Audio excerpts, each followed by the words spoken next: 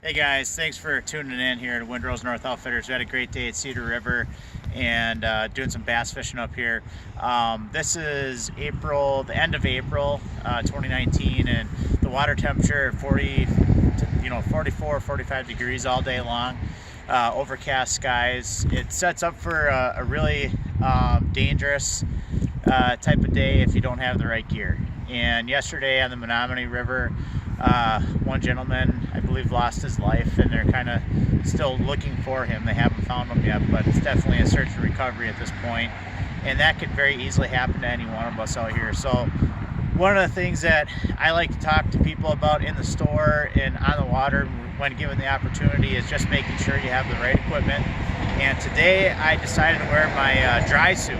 So it's not something that's fishing specific, but it comes in really handy if you're going to launch and then exit the boat, because that's probably the best opportunity to get wet. So right at the launch site. So starting out your day, if you're stepping into the water, you're lowering your body temperature already to get into that hypothermic stage. So I have just some, the dry suit on. I have some wet socks on here. All this stuff I'm bone dry. A dry suit essentially is a gasketed suit. So on each area, I've got a rubber gasket that goes right around. So like this keeps water out. And then that's why I'm kind of sound funny today. It's because my neck is underneath this gasket too. And it's not the most comfortable thing to be wearing all day long, and certainly not going to catch any girls if you're out there single guys trying to catch some women. It's not the prettiest of garments, but it's very functional and it's going to keep you safe. Underneath this, I have a merino wool base layer, and that's it really. I have actually today I think I put a goose down vest on underneath here, just a little bit warmer up top. Legs are fine, feet are fine and dry. I have wool socks on, the Smart Wool merino wool socks. So, and then of course a good hat. Usually on a day like today, if you're sea kayaking, you're going to want to have more or less like a wet suit skull cap, but I've got a windproof, just a regular fleece hat, and it works out real well. So that's kind of the equipment you want to have on you. Obviously your PFD is really important. This one doesn't have to be as fancy as this one. This one's set up to tow, so when Ty gets tired on the water, my fishing partner here today, I could tow him if I needed to.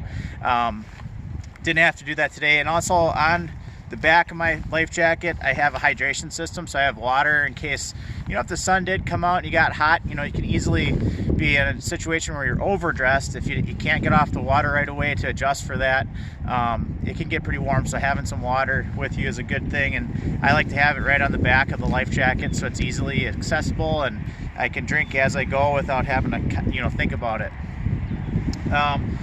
I forgot my knife, so everybody makes mistakes, but one of the things is if you have an anchor that's deployed in the water, you better have a knife on you. And for that reason today I was okay. We left the anchors inside the truck. We have them with, but I didn't want to get in a situation where the anchor's not coming back up out of the water and maybe we're broadside to some current that picks up in the Cedar River. Today it was a really glassed over situation. There's a little bit of current underneath, but in general, nice, safer, relatively safe conditions compared to the Menominee.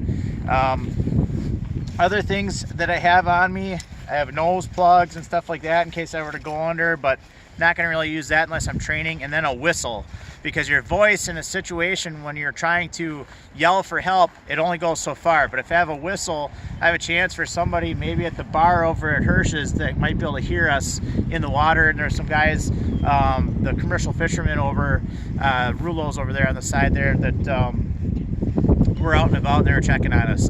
So that was good too. But having a whistle can really alert people that are in the area that, hey, you've got something going on, you need some help.